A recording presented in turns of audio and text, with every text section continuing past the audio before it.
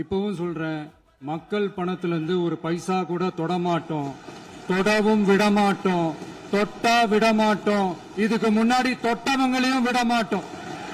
ஒவ்வொரு ஊழலா வெளியில வரும் போலயே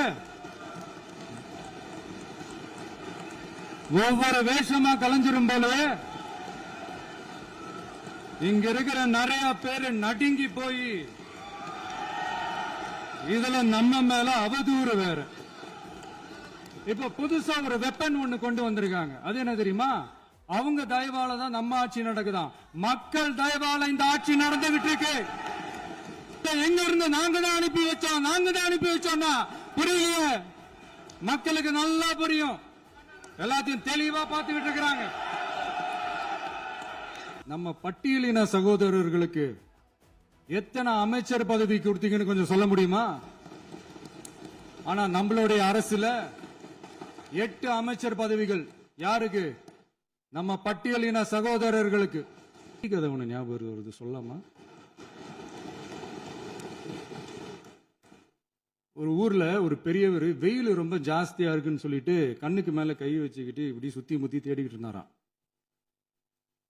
அப்ப கூட இருந்த ஒரு சின்ன பையன், என்ன தேடுறீங்க அப்படின்னு கேட்டானா. அதுக்கு அந்த பெரியவர் சொன்னாரா, அது ஒண்ணு இல்ல தம்பி, உங்க அப்பா இங்கதான் இருப்பாருன்னு சொன்னாங்க, அதான் தேடிக்கிட்டு இருக்கேன். எங்க உங்க அப்பாவையா காணோம்? அதான் 5 நிமிஷம் பேசுனதுக்கே கொளத்தூரி இந்த ஆட்டம் அடிச்சு பேசுனா அப்புறம் என்ன பண்றது?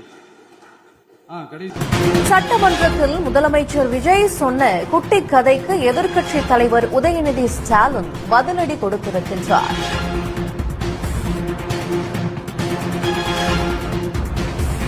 செங்கல்பட்டு கோர்ட்டில் கணவனை தேடும் மனைவி கதையெல்லாம் தமிழ்நாட்டுக்கே தெரியும் என எதிர்க்கட்சி தலைவர் உதயநிதி ஸ்டாலின் முதலமைச்சர் விஜய்க்கு பதிலடி கொடுத்திருக்கின்றார்.